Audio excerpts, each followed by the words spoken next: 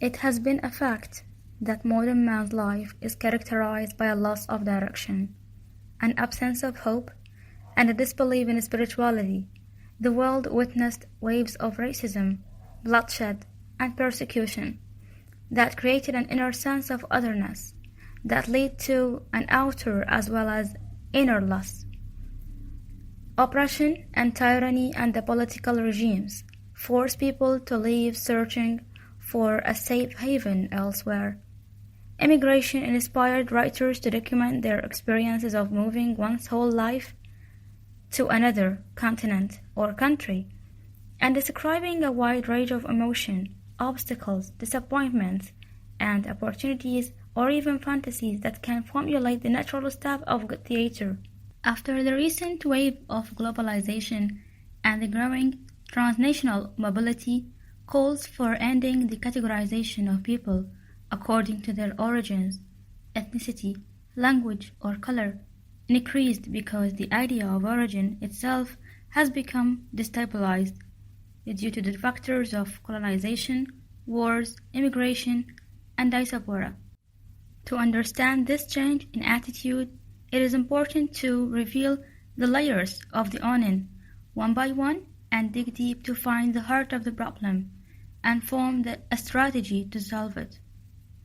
This is a dilemma that faced every immigrant, and each one formed his own plan to overcome the obstacles she or he is facing till reaching the haven he is seeking. Thus emerged a need to go beyond one's own personal towards the transpersonal and cultural towards the transcultural. The term transculturalism is often used interchangeably with the term cosmopolitanism, which denotes that the world is our shared hometown. Transculturalism was coined by the historian Fernando Ortiz in 1940.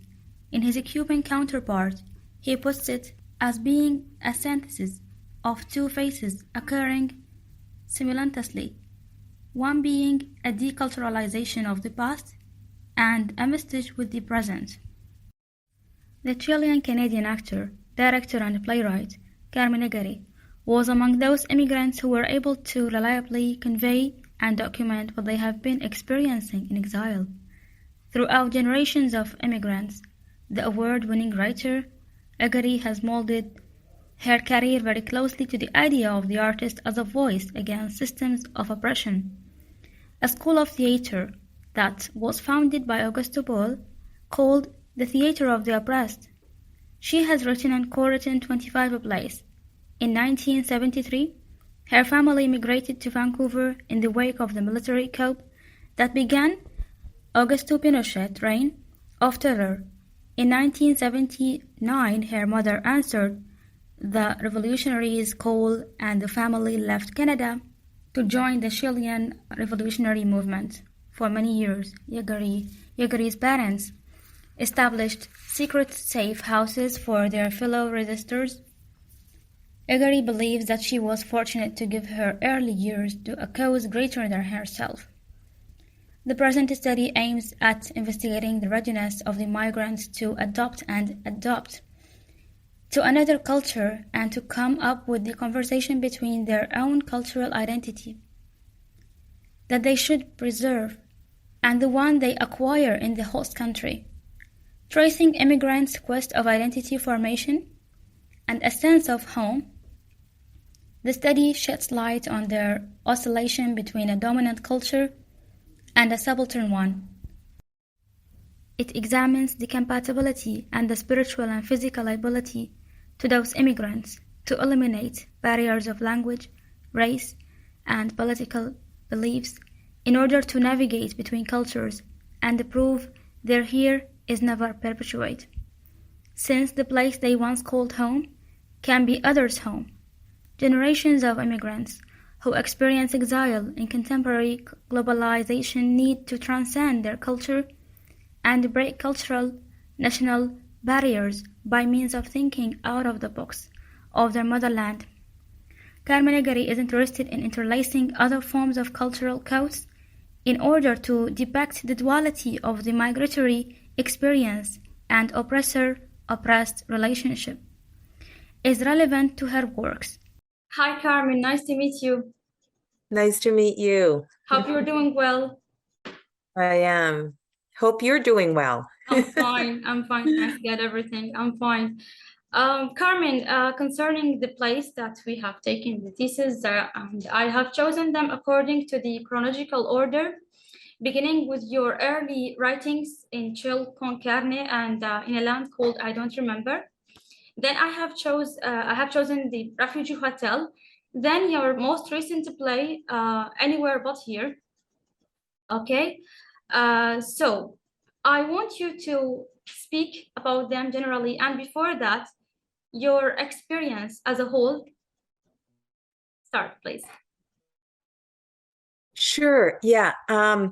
So I started going to theater school here in Vancouver in 1990. Mm-hmm. And my intention was to just be an actor. Mm-hmm. So just to interpret other people's work. Okay. Or to create plays with other people. Mm-hmm. But when I started theater school, almost immediately, I was told that it would be very hard for me to get work as an actor because I'm Latina and I'm a person of color in North America. This is a problematic thing. Mm-hmm. Yeah, so that I would only I wouldn't get any roles, and that I would only get roles of, playing the maid. A minor one. Or a stereotypical roles, like a cleaner, right? A maid. Yes. Or a whore, Mm-hmm. right? A prostitute. So it became apparent to me when I was still in theater school that I wanted to be a playwright. Yes.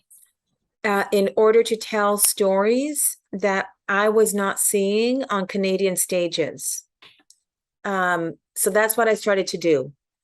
So the first play that I ever wrote when I was still in theater school, it was In a Land Called I Don't Remember. I don't remember, yes. Yeah. And it was really important to me to tell a story that was not set in Canada, Mm-hmm. that was like almost all Chilean, well, all of them are Chilean characters, mm-hmm. and that really explored the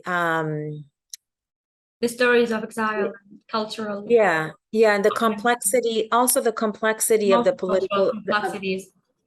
The complexity of the political situation in Chile at that time, which I think, the more specific you get in a story, the more universal it is, right? So that in the specificity of that story, there would be universality because there's universal themes, right, that are being relevant explored. to everyone, regardless of matters of time and place and country. That's right. It can be anywhere. Yeah. So here is the starting point of In a Land Called I Don't Remember. Yeah. Totally based on Chilean context in terms of place and time and characters. Yes. Yeah, and that it was written in English for a Canadian audience. For Canadian audience. Yeah, and when I say a Canadian also audience, a challenge. This is so crucial thing. Yeah, and like when I say a Canadian audience, I don't mean a white audience. I mean anybody in Canada, right? Diversity that the whole word is containing in Canada, being in Canada, being there. Yeah, diverse audience. Yeah. And so because there's such a huge, not huge, because there's a lot of Chilean exiles in Canada, especially at that time. Yes. I also consider it a Canadian story, even though it's set in Chile with Chilean characters. I consider that play a Canadian story. Because it pictures part of their history as well, not only the Chilean. They are not separate from them. They were sharing the same values and the same heritage, the same land, after all. Yeah. And then Chile con Carne, the reason I was interested in writing that play, and I wrote that play in 1995, or that's when it premiered, is that it was, as far as I know, the first play of its kind in Canada. So in other words, it's a story about exile Yes, told from the point of view of a child. a child especially. This is so Yeah, and important. it's not a play about immigration, right? It's a play, it's not an immigrant story. It's an exile story, right? So the difference between, in my view, right? An immigrant is a person who chooses to lay down roots Exactly. in the new Mhm. land, right? While a Um, refugee is forced. yeah, and also an exile. And there are refugees, like, as you know, there's millions of refugees in Canada, and many refugees do become immigrants. So that is to say, they arrive here and they decide to to lay down roots here in Canada. But exile is all about returning, right? It's about the opposite. It's about not laying down roots in Canada. There is that idea in mind, even if you are not going back to your home, but this idea is there, still ringing there, that Yeah, you, and you will be there someday. It is not nostalgia, but I see that it is some kind of belonging that you have no control about. yeah, that's right. And um that that's what Chile con Carne and most of my plays are about. It's about a child in exile, a child who is not living an immigrant experience, but living an exile experience, being raised in an exiled community of people who do not want to lay down roots in Canada, but who are all about the triumphant return to Chile, right? The land that they're not allowed to go back to because they're blacklisted. And Exactly. everything is done in function of being in solidarity with the people in Chile who are fighting the dictatorship, and always, always waiting for the moment in which they can return. So that's how that play was different in 1995. It wasn't an immigrant story, and it was also told from the point of view of a child, and it was also overtly political. You know, the politics of the play, like all my plays, are very clear. Exactly. It's not like it's a left-wing politic, and there's no confusion about that. There's no, you know, it's not obscure. It's very clear that the politics in the play are left-wing politics. The other thing that's really clear in that play and in other plays of mine is that there are many immigrant story plays in Canada that portray the parents, right? The The parents adult, in the play, the yeah, the adult. adults, as very conservative and So the very point of narrow. view is somehow different. Yeah, because most immigrant plays that I've come across in Canada, the parents are portrayed as backward, conservative, closed-minded, very Just like the old generation in a land called I don't remember. You see uh-huh, that we have like a clash of generation between the young and the old, represented by uh-huh, Claudia. I will be uh-huh, coming to this in details. yeah, Represented by Claudia and Ana Maria, who are of a similar age. And then we have Dona Maruja and Don Fernando. And uh-huh, Manuel is also a young, but still, we can see that the younger generation are ready and can manage things in terms of the present atmosphere and complexities that they are facing, while the old generation, the difficulty is so, يعني, I mean, it's there. They cannot control, especially Don Fernando. Maybe Dona Maruja is similar, is like different a character. She is the mediator, sorry. She yeah, yeah, tries to soothe things and tries to be the supportive and tries to be helpful, so that they go on. Especially they are going on in a in a car or something.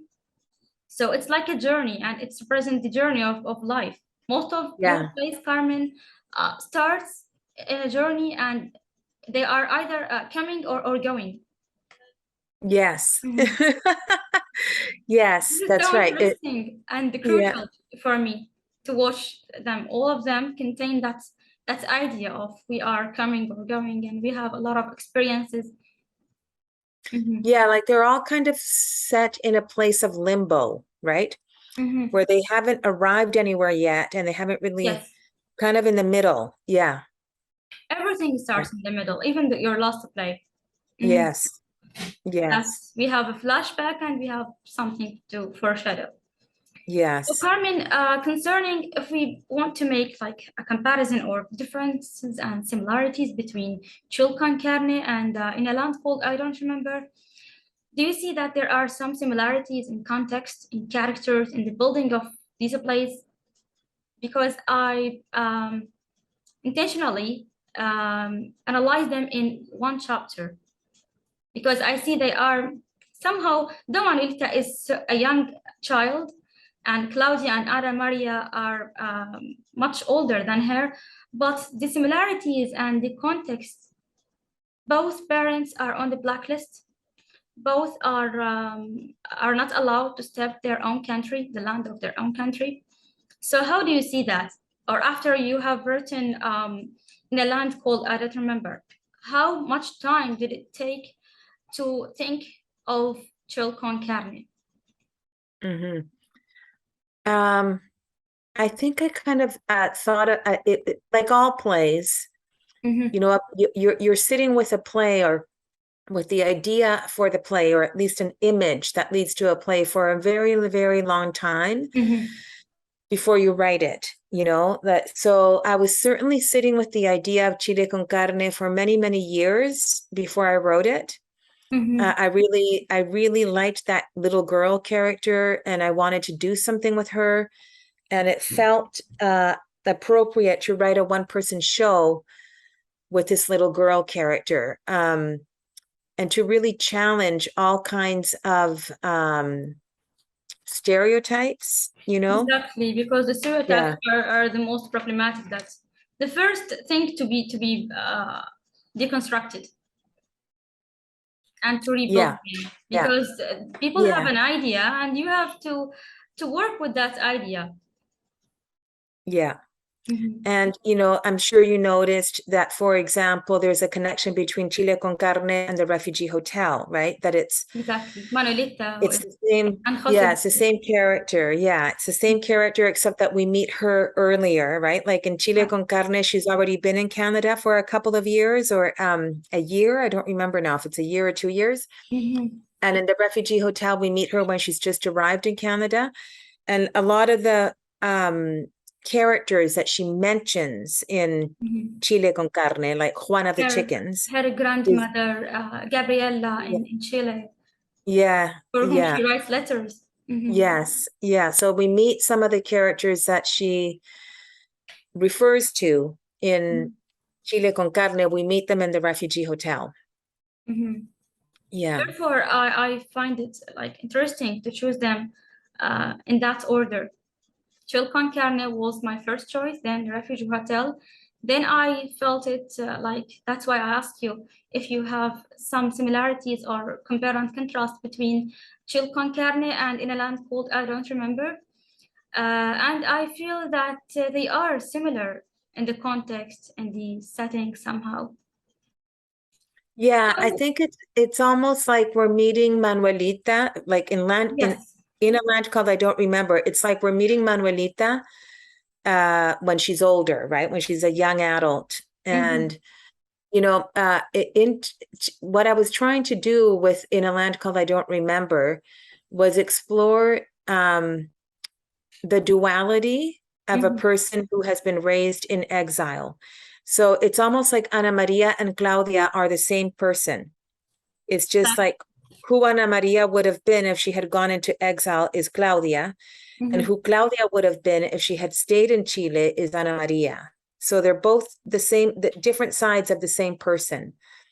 Though sometimes I feel that Claudia seems to be more intellectual in the speeches that she delivers and the way she behaves and speaks, and she analyzes things, and her perception of everything is somehow more elevated or intellectual than Ana Maria. Yeah. I'm trying to recall now. Ana Maria's the one that stayed in Chile, yes? Exactly. Yeah, because she's got her, I mean, she's on front lines in Chile fighting the dictatorship, right? She's not intellectualizing. She's actually in the struggle, putting her life on the Though line. in the play she studies history. That's why I Yes, sometimes stop. that's right. Why Yeah, history? Because history is important for those characters to try to give evidence for yeah. something, maybe. Yeah, exactly. Mhm. Yeah. Okay. And Carmen, concerning the point of view, we know that choosing a point of view when writing something or a piece of art is a very crucial step for any writer. Therefore, the choice of Chil con Carne of Manolita, a child who tells everything, is a very interesting thing. And we know that a child does not have an ideology or does not give some kind of bias to any party or anybody, political, social, anything. So, how do you judge that choice later on after you have done the play?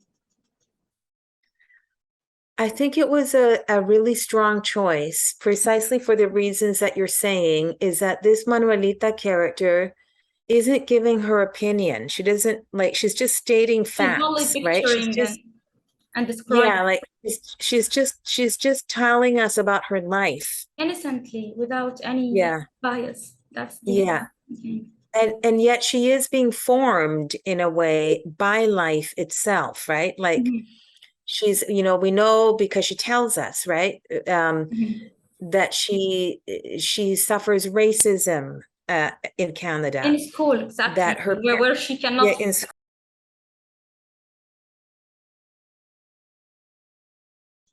So those people are considered to be secondary or minority because once she goes to school, she's of different color, of different behaviors, of different etiquette, and all that stuff. That's why she is treated differently or harshly sometimes. Mhm, So she goes to school and she says, another mute day for me. She mhm, cannot speak. She only speaks to her grandmother in letters. And letters is something so special where she mhm. can outpours everything.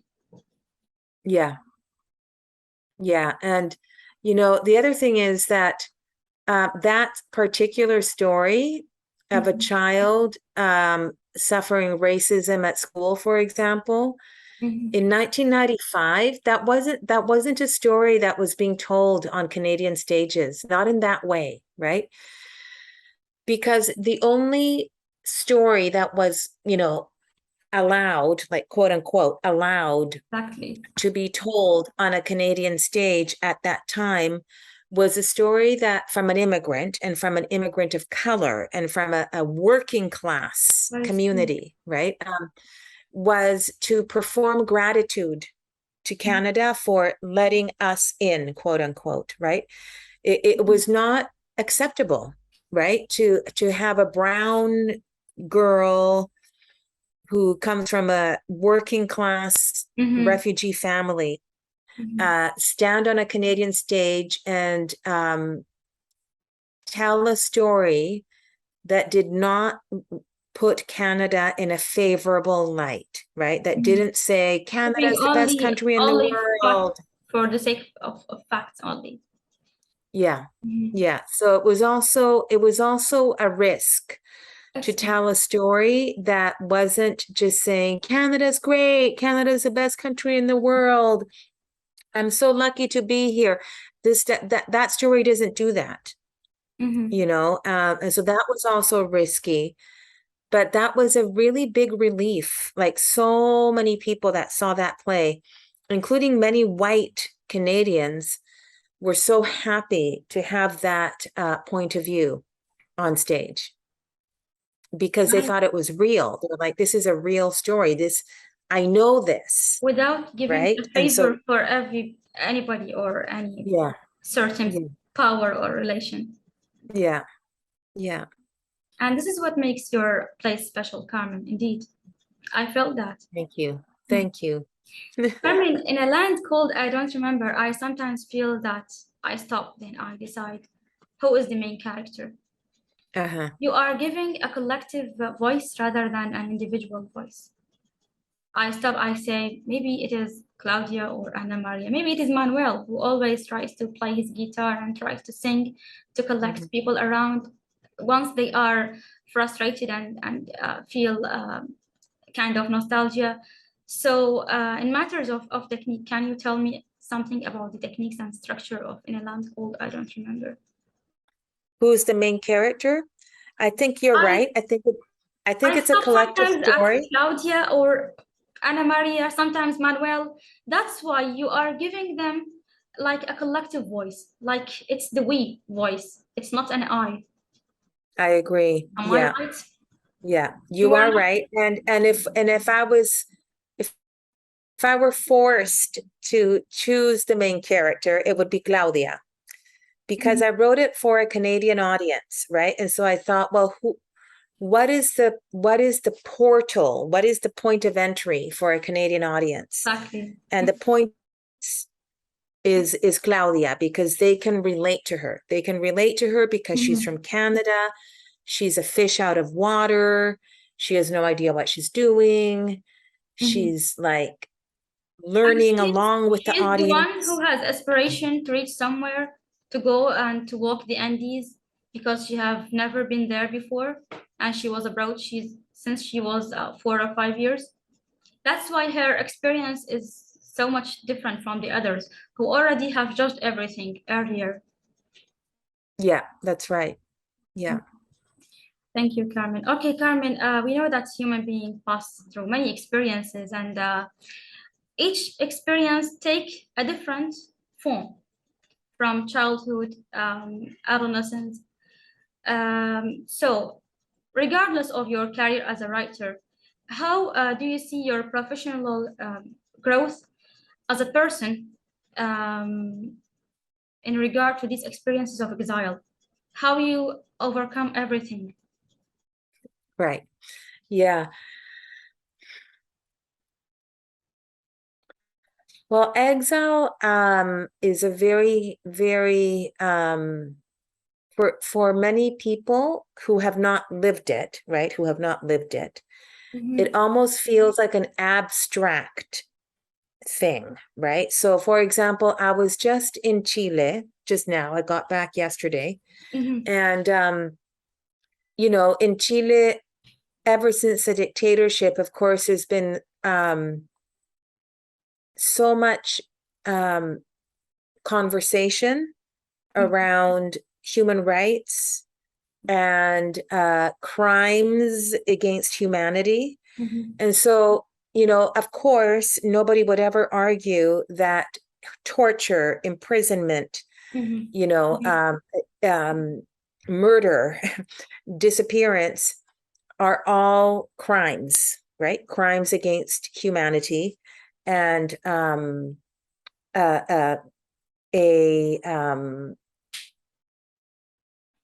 acts that go against human rights, you know? When it comes to exile, and hundreds of thousands of people were exiled from Chile during the dictatorship, there's still a sense that it's not really like a crime or it's disrespecting human rights, you know? It's seen as more abstract, you know, because you weren't tortured, you weren't imprisoned, you were Weren't simply the one who expelled. was there. Yeah. You didn't have that experience. That's why you are only judging for anyone who is an outsider of these events. Yeah. So, I mean, to have been raised in exile, which I was extremely painful. There's no two ways about it. Very, very hard, very painful. And at the same time, I mean, as an artist, I think it's a deep well of source material to draw from in order to create artwork, because having been raised in exile is very eye-opening, and it forces you to open your mind, and it forces you to open your to heart. be aware of everything Yeah. around you. Yeah. Now I know that it says here that it says we only have 8 minutes left in the meeting. It says there on top. Yes, I have received a message saying that. Okay, Do okay. we have to stop here, or we shall? No, it's okay. I just wanted to. Do you mind if I take a picture of us? Yes. Of the screen? So it'd be nice. Because I would love to. Do you mind if I share this on Facebook that you and I had this meeting? Of course, why Okay. not? By the way, I was asking your permission. I was about to ask your Yes. permission to publish it on YouTube channel so that I can make a source out of this. Yes, of course. Here, I'll see if I can figure out how to. Okay, let me see if that picture worked. So Carmen, in case we didn't finish in the 8 minutes Yes. remain, can we have another date? Yes, of course. Because to be honest, I have a lot of questions concerning Yes, I'm animals. sure. Yes, I'm sure. And I sorry, don't want to embarrass you. and what university are you at? What University is of the name of the Baghdad university? in College of Art. University? Yes. Okay, hold on. We What is it? study literature stuff in MA U- studies, and I'm specialized in drama, in Okay, transcultural drama. University of Baghdad Arts Department, is that what it's called? Arts Yes, Department? it is the College of Arts. College of Arts, and you're doing your thesis. My Is thesis. this your master's The master's thesis? Yes. Master's thesis, okay. Mhm. And it's on these plays.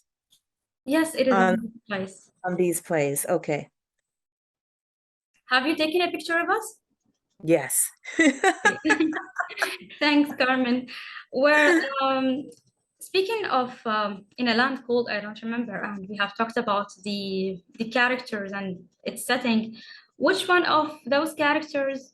Let me say, in a land called I don't remember, not only in the Refugee Hotel and the others. You see that there is a character that represents you well, Uh-huh. fully represent you and convey everything about you. I would say that the character that represents me the most in a land called I don't remember is Ana Maria.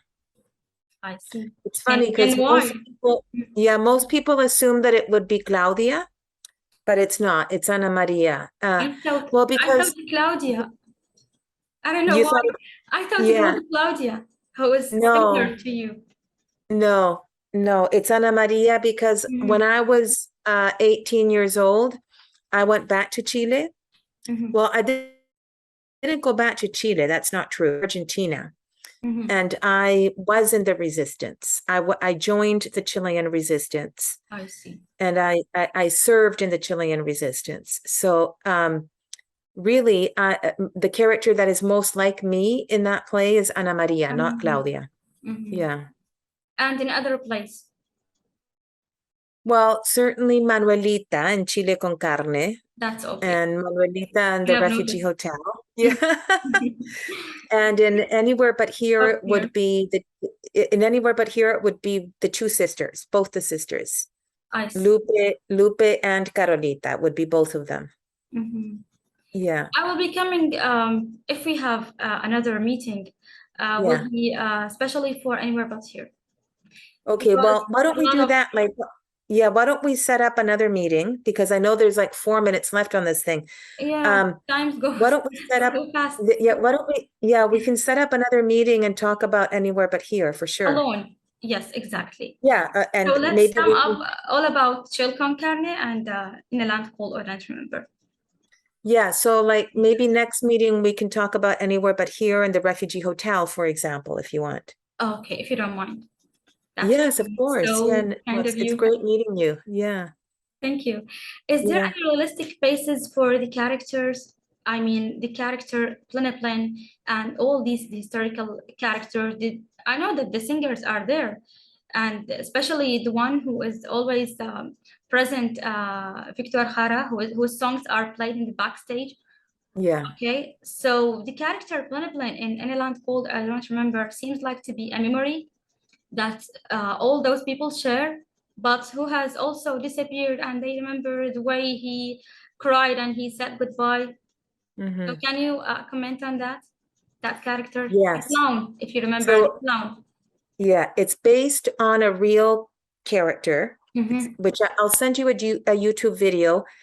And when we get cut off, I'm sure we're going to get cut off, then maybe like later today or tomorrow, we can write each other a message for the next, decide when we can meet next. Hopefully. But yeah, Well, but I'll send you a YouTube video. It's based on a real character called Bin Bon, but I'll send you a YouTube video. And he was a clown that was on TV during the Allende government, the socialist government. mhm. And then his show was taken off the air once the dictatorship started, and he ended up also being exiled. Like he was expelled from the country and he was exiled. Yeah. So Yeah. everything, even the things that people used to get entertained out of, were also like excluded. Yeah. That's so Yeah. painful. Once I read Yeah. the play, I feel everything. And Yeah. in the midst of these hardships and ups and downs, you know, and the sense of exile and all the pain that it comes with, there is a space for adventure and love and following pop music and fashion and following the or reading newspapers, especially when Anna Maria and Claudia speaks about Tom Cruise or something. So Yes. how do you employ all of these things together? I mean, it is so amazing that to take your reader or audience to somewhere that life continues, and we have all of that. We have pain and we have joy at the same time. Yeah, it's exactly what you just said, right? It's Mhm. these characters are real, they're Mhm. complicated, they're not all just one thing. You know, you can be in the midst of this horrific situation and still be looking at a fashion magazine and be interested in fashion or in So boys or, you know. we have, Yeah. unfortunately, we have I know. 1 minute left. Then I will only comment on something that this very thing, the use of the past. Some people sometimes use the past only as an idea for romanticizing, and we were such and that, and we're ancestors, only to make or show off. But those people, how do you see that they use the past in a practical way? The past is present. The past is always with Nice. us. The past Yeah. is so Yeah. it stops everything. I will stop here, Carmen. Thank you so much Okay. But we'll for meet again everything. very soon. You have been so supportive since the very Oh, beginning, and yes. hopefully we will be meeting in another session or another video. In a few days for sure. Hopefully. Okay. Thank you so Yes, much, for sure. Carmen, Thank and you. goodbye.